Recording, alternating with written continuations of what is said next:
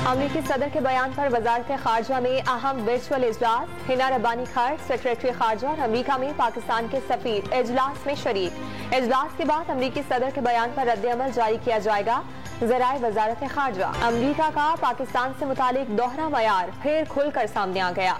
अफगानिस्तान से इनखला में पाकिस्तान की मदद लेने वाले जो बाइडन ने पाकिस्तान को खतरनाक मुल्क करार दे दिया। भारतीय मिसाइल फायर किए जाने के बाद तहम्मुल का मुजाहरा करने के बावजूद पाकिस्तान के आटमी प्रोग्राम को बेकायदा कह दिया। गो पंजाब के निजाम से रिश्वत और करप्शन का खात्मा होगा। निजी शोबे के इश्तराक से मजीद नौकरियों की गुंजाइश पैदा होगी।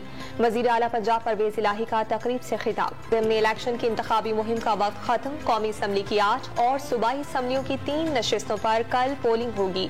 प्रिजाइडिंग अफसरान को इंतखाबी सामान की तरसील जारी। नवाज शरीफ का आसिफ अली जरदारी को टेलीफोन, खैरियत दरियाफ्त की, नेक ख्वाहिशात का इजहार। दोनों रहनुमाओं ने सियासी मुआशी और ज़िम्नी इलेक्शन पर तबादला ख्याल किया। इमरान खान के लॉन्ग मार्च से मुतालिक भी बातचीत की। मुतनाज़ ट्वीट करने पर पीटीआई के गिरफ्तार सेनेटर आजम स्वाति इस्लामाबाद की मकामी अदालत में पेश। कमरा अदालत में पीटीआई के कारकुन को वीडियो बनाने से रोक दिया गया। ममनुआ फंडिंग केस। इस्लामाबाद हाईकोर्ट ने इलेक्शन कमीशन के फैसले के खिलाफ दरखास्त में अकबर एस बाबर को फरीक न बनाने की पीटीआई की दरखास्त मुस्तरद कर दी। और पाकिस्तान मौसमियाती तब्दीली से बुरी तरह मुतासिर हुआ। मुश्किल वक्त में मदद करने पर दोस्त ममालिक के शुक्रगुजार हैं। सैलाब मुतासरीन की बहाली का काम जारी है। वजीर आला से मुराद अली शाह का तकरीब से खिताब।